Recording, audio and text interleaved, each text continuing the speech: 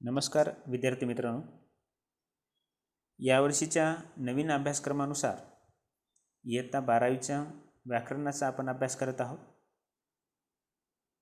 मागील व्हिडिओमध्ये आपण समास हा घटक पाहिलेला आहे। तर समास म्हणजे काय, त्याचबरोबर सामासिक शब्द या घटकाचा आपण अभ्यास हा मागील व्हिडिओमध्ये केलेला आहे। या घटकामध्ये समास भाग 2 या व्हिडिओमध्ये आपण समास व समासाचे 4 प्रकार व त्यातील 2 प्रकाराचे उपप्रकार एवढ्याचा आपण अभ्यास करणार आहोत। तर समासचे प्रकार आणि त्याचे उपप्रकार पाहण्याच्या अगोदर आपण पूर्व उजळणी म्हणून पाठीमागील व्हिडिओमध्ये जे काही पाहिलेले आहे समास म्हणजे काय, तर त्याचा एक थोडक्यात काही भाग आपण इथं पाहूया। तो म्हणजे असा की समास म्हणजे काय, की समासात कमीत कमी 2 शब्द असावे लागतात। त्या प्रत्येक शब्दाला पद असे म्हणतात। त्या दोन्ही पदापैकी कोणत्या पदाला प्राधान्य आहे यावरून त्या समासाचे 4 प्रकार पडतात। कसा आहे समास? एकूण 4: अविभाज्य समास, तत्पुरुष समास, द्वंद्व समास आणि बहुव्रीही समास। आता यांची समास कसं, तर कोणत्याही शब्दामध्ये समजा उदाहरणार्थ त्याचे ते 2 शब्द आहेत, तर त्या 2 शब्दातलं पहिलं पद प्रधान असेल तर तो समास कोणता, तर त्याचं नाव आहे अविभाज्य समास। उदाहरणासाठी त्याचे उदाहरण दिले आहेत: प्रतिदिन, दिवसेंदिवस। एखाद्या शब्दातलं दुसरे पद प्रधान असेल तर तो समास कोणता, तत्पुरुष समास। उदाहरण आहे सूर्योदय, अनपेक्षित। एखाद्या शब्दातील दोन्ही पद प्रधान आहेत, तर तो समास कोणता, द्वंद्व समास। उदाहरण खरे खोटे, दुसरं उदाहरण आहे भाजीपाला। एखाद्या शब्दामध्ये दोन्ही पद प्रधान नसून दोन्ही पदातून तिसऱ्याच पदाचा बोध होतो त्यावेळेस तो समास कोणता, बहुव्रीही समास। उदाहरण आहे अथांग, सनात ही।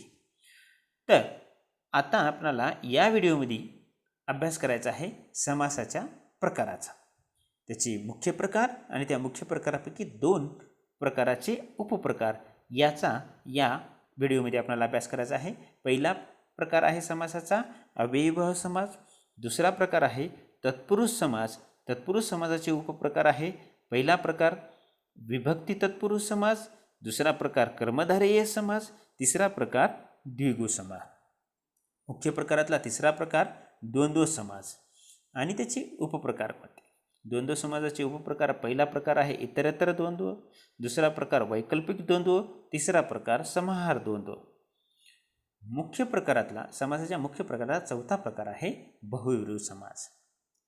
तर अशा प्रकारे समासाचे 4 मुख्य प्रकार आणि 4 पैकी 2 मुख्य प्रकाराचे उपप्रकार आपल्याला आपल्या नवीन अभ्यासक्रमानुसार अभ्यासाचे आहेत। त्याच्यातील पहिला प्रकार अव्ययीभाव समास हा आपण पाहणार आहोत। अव्ययीभाव समास, अव्ययीभाव समासामध्ये काय असतं, तर अव्ययीभाव समासात जेव्हा समाजातील पहिले पद बहुधा असून ते महत्त्वाचे असते। एखादा शब्द असेल आणि त्या शब्दातलं पहिलं पद बहुधा असून हे महत्त्वाचे असते। दुसरं, सामासिक शब्दाचा वापर हा क्रियाविशेषणासारखा केलेला असतो। अव्ययीभाव समाजात काय असतं, जे काही सामासिक शब्द आहे त्या शब्दाचा वापर हा क्रियाविशेषणासारखा केलेला असतो, तेव्हा अव्ययीभाव समास होतो। कसं, तर उदाहरण पाहूया। अजन्म, पहिलं पद प्रमुख आहे, अजन्म म्हणजे जन्मापासून। यथाशक्ती, एक दुसरं उदाहरण यथाशक्ती म्हणजे शक्तीप्रमाणे। म्हणजे पहिलं पद याच्यातलं काय आहे, मुख्य आहे, प्रधान आहे आणि त्याचं जे काही सामासिक शब्द आहे त्या सामासिक शब्दाचा वापर हा कसा होतो, क्रियाविशेषणासारखा होत असतो। तर अशा प्रकारे हा अव्ययीभाव समास। तर या अव्ययीभाव समासामध्ये काय आहे आता पाहूया अव्ययीभाव समास पूर्ण व्यवस्थितरित्या। खालील वाक्यातील सामासिक शब्द ओळखून ते अधोरेखित करा। तुम्हाला काही 3 वाक्य दिलेली आहेत पहा. हे 3 वाक्याचा अभ्यास केल्यानंतर तुम्हाला अविभाव समास समजायला सोपा जाईल. कसा? वैभव वर्गातील कोणत्याही तासाला गैरहजर राहत नाही. आता खालील वाक्यामध्ये काय देते, जे काही वाक्य तुम्हाला दिलेलं आहे त्या वाक्यातली सामासिक शब्द ओळखायचा आहे तुम्हाला. सामासिक शब्द आपण अगोदरच्या व्हिडिओमध्ये पाहिलेला आहे. सामासिक शब्द कोणता, सामासिक शब्द म्हणजे काय, ह्याचा आपण अभ्यास केलेला आहे. आता आपल्याला जे काही वाक्य दिलेलं आहे त्या वाक्यातील सामासिक शब्द ओळखायचा आहे. वैभव वर्गातील कोणत्याही तासाला गैरहजर राहत नाही. याच्यातील सामासिक शब्द आहे गैरहजर. गैरहजर. दुसरं वाक्य आहे नागरिकांनी गरजू विद्यार्थ्यांना यथाशक्ती मदत केली. याच्यातील सामासिक शब्द आहे यथाशक्ती. रस्त्यांना चालताना जाहिरातीचे फलक सध्या पावलोपावली दिसतात. तर याच्यातील सामासिक शब्द आहे पावलोपावली.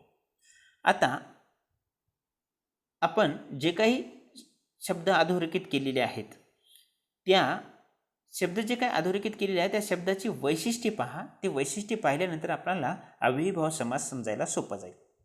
काय? तर पहिलं वैशिष्ट्य आहे की सामासिक शब्दातील 2 पदापैकी पहिले पद त्याच्यातलं प्रधान आहे. प्रधान म्हणजे महत्त्वाचे असून ते बहुधा अव्यय आहे. पहिलं काय? गैरहजर. ह्याची फोड केल्यानंतर गैर पहिलं, त्याच्यानंतर यथाशक्ती म्हणजे आ, यथा, प्रति वगैरे उपसर्गांना संस्कृतमध्ये काय अव्यय असे म्हणतात. मग पहा, पहिलं गैरहजर. याच्यातलं पहिलं पद कोणतं? गैरहजर. तर त्याच्यातलं गैर हे काय आहे? पहिलं पद प्रधान आहे. दुसऱ्यातलं म्हटलं यथा. यथा म्हणजे आ, यथा हे तर आपण पाहिलेलं आहे. तर याच्यातलं यथा हे काय आहे? प्रधान आहे. मग संपूर्ण सामासिक शब्द वाक्यात क्रियाविशेषणाचे काम करतो. जे क्रियाविषयी विशेष माहिती सांगणाऱ्या शब्दाला काय म्हटलं जाते? क्रियाविशेषण. मग संपूर्ण सामासिक शब्द पहा वाक्यामध्ये क्रियाविशेषणासारखे कार्य करतो. हे दुसरं वैशिष्ट्य आहे पाहायचं. आणि आता तुम्हाला प्रश्न पडेल की पावलोपावली या शब्दात अव्यय दिसत नसले तरी त्याचा विग्रह अव्ययासारखाच केला जातो. म्हणून या शब्दाचा समावेश अव्ययीभाव समासातच होतो. म्हणजे उदाहरण झालं काय? तर पावलोपावली म्हणजेच प्रत्येक पावलावर. मग आपल्याला यावरून लक्षात काय येतं की जेव्हा समासातील पहिले पद बहुधा अव्यय असून ते महत्त्वाचे असते व या सामासिक शब्दाचा वापर वाक्यात क्रियाविशेषणासारखा केलेला असतो तेव्हा अव्ययीभाव समास होतो.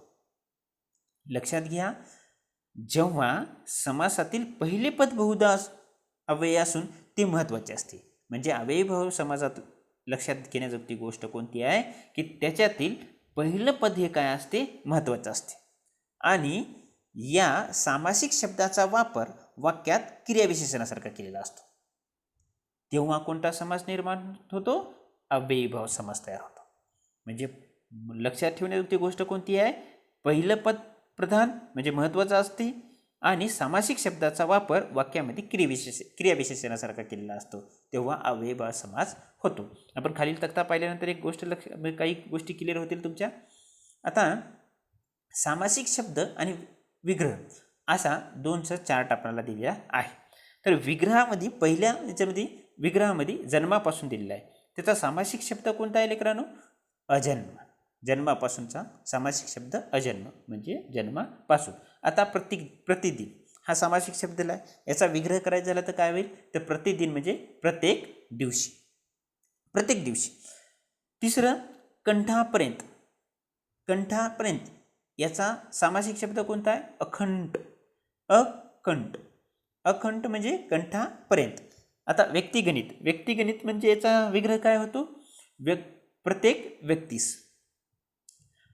आता 5वं काय दिलेलं आहे पहा? विग्रह दिलेला आहे त्याचा प्रत्येक दारी म्हणजेच दारोदारी.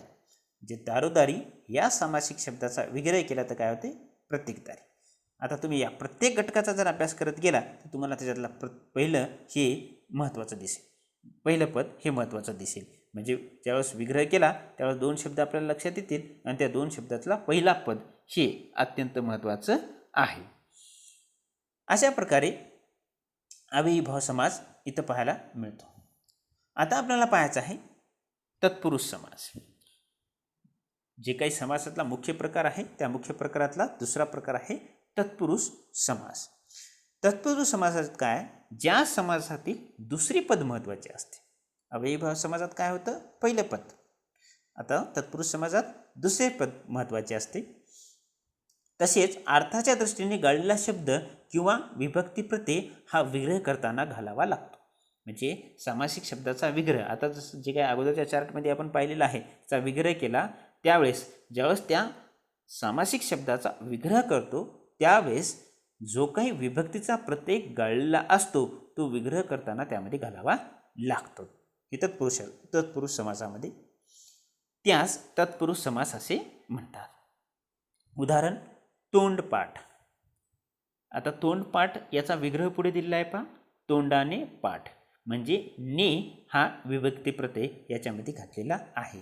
जेव्हा तत्पुरुष समास काय की जेव्हा समासातील दुसरे पद महत्त्वाचे असते आणि तसेच अर्थाच्या दृष्टीने गाळलेला शब्द किंवा विभक्ती प्रत्यय हा विग्रह करताना घालावा लागतो, त्यास तत्पुरुष समास असे म्हणतात. आताच उदाहरण पाहिलं आपण, तोंडपाठ हा सामासिक शब्द आहे, याचा विग्रह केला तोंडाने पाठ, त्यावेळेस ने हा जो काही विभक्ती प्रत्यय गाळलेला होता तो त्याच्यामध्ये घालावा लागला, त्यावेळेस कोणता समास तयार होतो, तत्पुरुष समास. आता हा जो काही तत्पुरुष समास आहे या तत्पुरुष समास पुढील प्रमाणे समजून घेऊया.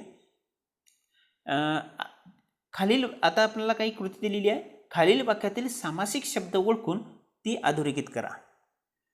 पहिलं वाक्य आहे, मेट्रो रेल्वेचा लोकार्पण सोहळा थाटामाटात पार पडला. पहिलं वाक्य, याच्यातील सामासिक शब्द आहे पा लोकार्पण. दुसरं वाक्य आहे, सुप्रभाती तलावात नीलकमल उमललेले दिसले. तर याच्यातील सामासिक शब्द आहे, याच्यामध्ये दोन सामासिक शब्द आहेत, सुप्रभाती आणि दुसरा सामासिक शब्द आहे नीलकमल. त्यानंतर तिसरं वाक्य दिलेलं आहे, शिक्षण प्रक्रियेत पालक, शिक्षक आणि विद्यार्थी हा आदर्श त्रिकोण असतो. तर याच्यातील सामासिक शब्द आहे त्रिकोण. आता आपण जे काय अधोरेखित केलेले लोकार्पण, सुप्रभाती, नीलकमल व त्रिकोण या सामासिक शब्दाची वैशिष्ट्ये काय काय आहेत पहा. याच्यावरून तुम्हाला तत्पुरुष समास लक्षात येईल. या सामासिक शब्दात दुसरे पद महत्त्वाचे आहे.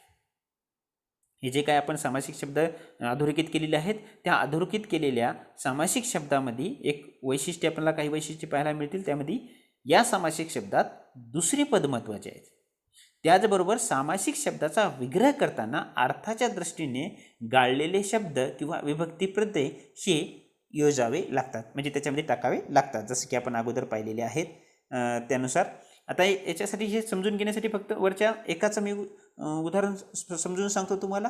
त्यामध्ये काय, लोकार्पण म्हणजे लोकांना अर्पण, म्हणजे त्याच्यातला ना हा जो काय विभक्ती प्रत्यय गाळलेला होता तो ना हा विभक्ती प्रत्यय त्याच्यामध्ये काय केलेला आहे, ॲड केलेला आहे. आता हे पाहिल्यानंतर म्हणजे तत्पुरुष समास पाहत असताना दोन गोष्टी लक्षात घ्यायच्या आहेत. त्या म्हणजे याच्यामध्ये काय असतं, सामासिक शब्दाचे दुसरे पद महत्त्वाचे आहे आणि त्याचबरोबर सामासिक शब्दाचा विग्रह करताना अर्थाच्या दृष्टीने गाळलेला शब्द किंवा विभक्तीचा प्रत्यय हा त्यामध्ये काय करावा लागतो, समाविष्ट करावा लागतो. त्यामध्ये खालील तक्ता पाहिल्यानंतर काही गोष्टी क्लिअर होतील. राजाची आज्ञा, मग सामासिक शब्द काय आहे याचा, राजाज्ञा. 8 अंगाचा समूह, सामासिक शब्द कोणता तयार होईल याचा पहा, अष्टांग. उत्तम असा पुरुष, याचा काय होईल पहा, सामासिक शब्द पुरुषोत्तम. यावरून असे लक्षात येते की ज्या समासातील दुसरे पद महत्त्वाचे असते व अर्थाच्या दृष्टीने गाळलेला शब्द किंवा विभक्ती प्रत्यय विग्रह करताना घालावा लागतो त्यास तत्पुरुष समास असे म्हणतात. लक्षात घ्या, यावरून काय लक्षात येते आपल्याला, ज्या समासातील दुसरे पद महत्त्वाचे असते व अर्थाच्या दृष्टीने गाळलेला शब्द किंवा विभक्ती प्रत्यय विग्रह करताना घालावा लागतो त्यास तत्पुरुष समास असे म्हणतात. अशा प्रकारे हा जो काही तत्पुरुष समास आहे या तत्पुरुष समासाचे 3 उपप्रकार आपल्याला या इयत्तेमध्ये अभ्यास करायचे आहेत. तर आपल्याला या तत्पुरुष समासाच्या 3 उपप्रकाराचा आता पुढे आपण अभ्यास करूयात.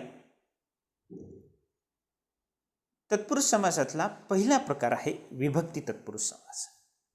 विभक्ती तत्पुरुष समास काय आहे पाहूया. तर विभक्ती तत्पुरुष समासात ज्या तत्पुरुष समासात कोणत्या तरी विभक्तीचा अर्थ व्यक्त करणाऱ्या शब्दयोगी अवयवाचा लोप करून दोन्ही पदी जोडलेले असतात. या विभक्ती तत्पुरुष समासात काय असते, ज्या तत्पुरुष समासात कोणत्या तरी विभक्तीचा अर्थ व्यक्त करणाऱ्या शब्दयोगी अवयवाचा लोप करून दोन्ही पदे जोडलेली जातात, त्यास विभक्ती तत्पुरुष समास असे म्हणतात. तत्पुरुष समासाचा अभ्यास सविस्तरपणे पुढे पाहूया. या समासाचा विग्रह करताना एका पदाचा दुसऱ्या पदाशी असलेला संबंध ज्या विभक्ती प्रत्ययाने दर्शविला जातो त्याच विभक्तीचे नाव त्या समासाला दिलेले असते. लक्षात घ्या, तत्पुरुष समासामध्ये काय आहे तर त्याचा म्हणजे कशा प्रकारचा आहे ते पुढील चार्ट पाहिल्यानंतर सविस्तररित्या तुमच्या लक्षात येईल. ते म्हणजे असा विभक्ती तत्पुरुष समास एक कृती दिलेली आहे. तत्पुरुष समास काय आहे लक्षात घ्या. त्याच्यासाठी एक चार्ट आहे. चार्ट सोडल्यानंतर काही गोष्टी लक्षात येतील तुम्हाला. एक सामासिक शब्द आहे, त्याचा विग्रह आहे आणि त्या विग्रह करताना विभक्तीचा प्रत्यय आलेला आहे. त्या विभक्तीचा प्रत्यय ज्या विभक्तीतील तो आलेला आहे त्याचंच नाव त्या तत्पुरुष समासाला दिलेले असतं. काय, लोकप्रिय, लोकांना प्रिय, याच्यामध्ये विभक्ती प्रत्यय कोणता आलेला आहे, ना. दुसरं कष्टसाध्य, कष्टाने साध्य, याच्यामध्ये कोणता विभक्ती प्रत्यय आलेला आहे, ने. चोर भय म्हणजेच चोरापासून भय, याच्यामध्ये विभक्ती प्रत्यय कोणता आलेला आहे, पासून. त्याच्यानंतर घरमालक, विग्रह काय, घराचा मालक, याच्यामध्ये कोणता विभक्ती प्रत्यय आलेला आहे, चा. नाट्यगृह, नाट्यासाठी गृह, याच्यात विभक्ती प्रत्यय कोणता आला आहे, साठी. वनभोजन, वनातील भोजन, मग याच्यात विभक्ती प्रत्यय कोणता आला आहे, ती. मग लक्षात ठेवा, सामासिक शब्दाचा विग्रह करताना नामांना विभक्ती प्रत्ययाऐवजी काही वेळा काही शब्दयोगी अवयव वापरले जातात. ती अवयवे त्या विभक्तीचे कार्य करतात. उदाहरणार्थ चतुर्थी करिता, प्रित्यर्थ, साठी आणि पंचमीमध्ये पासून, पेक्षा. म्हणजे अशा प्रकारे विभक्ती तत्पुरुष समासामध्ये जी काही विभक्ती विग्रह करताना विभक्ती प्रत्यय येते त्याच्यावरूनच त्याला विभक्ती तत्पुरुष समास म्हणून ओळखलं जाते. अशा प्रकारे हा विभक्ती तत्पुरुष समास आहे. त्यानंतर पुढचा प्रकार आहे, हा जो काही विभक्ती प्रकार म्हणजे विभक्ती तत्पुरुष समास आहे त्याची वैशिष्ट्ये अजून एकदा लक्षात घ्या. ते म्हणजे कसे, काय काय असलं पाहिजे विभक्ती तत्पुरुष समासामध्ये. सामासिक शब्दातील पहिले पद नाम किंवा विशेषण असते. अजून एक लक्षात घ्यायची गोष्ट आहे, त्याच्यामध्ये काय असतं, सामासिक शब्दातील पहिले पद नाम किंवा विशेषण असतं. दुसरं वैशिष्ट्य काय, सामासिक शब्दाचा विग्रह करताना पहिल्या पदाला प्रथमा व संबोधन सोडून अन्य विभक्तीचे प्रत्यय किंवा त्याच अर्थाचे शब्दयोगी अवयव वापरले जातात. म्हणजे ज्या तत्पुरुष समाजात कोणत्या तरी विभक्ती प्रत्ययाचा किंवा त्या विभक्तीचा अर्थ व्यक्त करणाऱ्या शब्दयोगी अवयवाचा लोप करून दोन्ही पदे जोडली जातात त्यास विभक्ती तत्पुरुष समास असे म्हणतात. अशा प्रकारे तत्पुरुष समास आपण पाहिलेला आहे. आता आपण पाहणार आहोत त्याच्यातला तत्पुरुष समासाचा दुसरा प्रकार, कर्मधारय समास. कर्मधारय समासात काय बा, ज्या तत्पुरुष समासातील दोन्ही पदे एकाच विभक्ती म्हणजेच प्रथमा विभक्तीत असतात तेव्हा त्यास कर्मधारय समास असे म्हणतात. दोन्ही पदे एकाच विभक्ती म्हणजे कोणत्या प्रथमा विभक्तीत असतात तेव्हा त्यास काय असते, कर्मधारय समास असे म्हणतात. उदाहरणार्थ पहा, महादेव, महान असा देव, दोन्ही कसे आहेत, प्रथमा विभक्तीत आहेत. म्हणजे तत्पुरुष समाजातील दोन्ही पदे एकाच विभक्तीत म्हणजे प्रथम विभक्तीत असतात तेव्हा त्यास कोणता समास म्हटला जाते, कर्मधारय समास असे म्हणतात. कर्मधारय समास समजून घेऊ व्यवस्थितरित्या. कर्मधारय समासासाठी एक कृती दिलेली आहे, ती कृती सोडवा. पुढील वाक्य अभ्यासून तक्ता पूर्ण करा. गुप्तहेर वेषांतर करून खऱ्या माहितीचा शोध घेतात. पहिलं वाक्य काय, गुप्तहेर वेषांतर करून खऱ्या माहितीचा शोध घेतात. दुसरं वाक्य अतिवृष्टीमुळे ओला दुष्काळ पडला. तिसरे वाक्य काही माणसे केलेल्या कामाचे मानधन घेणे टाळतात. चौथं वाक्य निळा सावळा झरा वाहतो पेटा पेटातो. आता हे जे काही 4 वाक्य दिले आहे त्याचे विभाजन सामासिक शब्द व विग्रह असं करायचं आहे. तर अन्य असा वेश याचा सामासिक शब्द आहे वेशांतर. दोन्ही प्रथमा विभक्तीमध्ये आहेत. अन्य असा वेश. दुष्काळ, दुष्काळाचा विग्रह काय प्रथमा विभक्तीमध्ये? दु म्हणजे वाईट, वाईट असा काळ, दोन्ही प्रथमा विभक्तीमध्ये. मानधन, मान हेच धन, दोन्ही प्रथमा विभक्तीमध्ये आहे. निळा सावळा, निळा सावळा असा म्हणजे दोन्ही प्रथमा विभक्तीत आहेत. म्हणजे कर्मधारय समाजामध्ये दोन्ही पदे जेव्हा प्रथमा विभक्तीत येतात तेव्हा त्या तत्पुरुष समासात कर्मधारय समास असं म्हटलं जाते. कर्मधारय समासाची वैशिष्ट्ये काय काय आहेत पहा. दोन्ही पदे एकाच विभक्तीत म्हणजे प्रथमात असतात. दुसरं वैशिष्ट्य काय, कधी पूर्वपद पहिले पद म्हणजे पूर्वपद म्हणजे पहिले पद विशेषण असते, तर कधी उत्तरपद म्हणजे दुसरे पद विशेषण असते. पहिले पद विशेषण असते कधी तर कधी दुसरे पद विशेषण असते. पहिल्या पदाचं उदाहरण आहे कृष्ण विवर, तर दुसऱ्या पद विशेषणाचं उदाहरण आहे घन निळा. काही वेळास दोन्ही पदे विशेषण असतात. उदाहरणार्थ श्यामसुंदर. तर कधी पहिले पद उपमान तर कधी दुसरे पद उपमान असते. उदाहरणार्थ कमलनयन, नीरस, नरस. तर कधी दोन्ही पदे एकरूप असतात. उदाहरणार्थ विद्याधर. म्हणजे अशा प्रकारे दोन्ही पदे प्रथमात असतात. कधी पहिलं पद विशेषण असते तर कधी दुसरं पद विशेषण असते, तर कधी दोन्ही पदे विशेषण असतात, तर कधी पहिलं पद उपमान असते तर कधी दुसरं पद उपमान असते, तर कधी दोन्ही पदे एकरूप असतात. अशा प्रकारे हे कर्मधारय समासाची काय आहेत वैशिष्ट्ये आहेत. मग कर्मधारय समास कसा, ज्या समासातील दोन्ही पदे एकाच विभक्तीमध्ये म्हणजे सामान्यतः प्रथमा विभक्तीत असतात त्या समासाला कर्मधारय समास असे म्हणतात. हा झाला दुसरा प्रकार. आता पाहूया तत्पुरुष समासाचा तिसरा प्रकार. तत्पुरुष समासाचा प्रकार तिसरा द्विगु समास. आता द्विगु समासाचं काय आहे, द्विगु समासामध्ये या समासातील सामासिक शब्दातील पहिली पदे हे संख्या विशेषण असे. काय द्विगु समासामध्ये काही या सामासिक शब्दातील पहिले पद हे सामासिक विशेषण आहे व सामासिक शब्दावरून एक समूह सुचविला जातो द्विगु समासामध्ये. अशा प्रकारे ज्या कर्मधारय समासातील पहिले पद संख्या विशेषण असते व त्या सामासिक शब्दावरून एक समुच्चयाचा अर्थ दर्शविला जातो तेव्हा त्या द्विगु समास असे म्हणतात. काय समजून घेऊया पुढे चार्टनुसार. द्विगु समास समजून घेण्यासाठी खालील जे काही वाक्य दिलेले आहेत त्याची सामासिक शब्द ओळखायचे आणि त्याचा तक्ता करायचा आहे. पहा काय दिलेलं आहे वाक्य पहिलं, सूर्याची सोनेरी किरणांनी दशी दिशा उचलून निघाल्यात.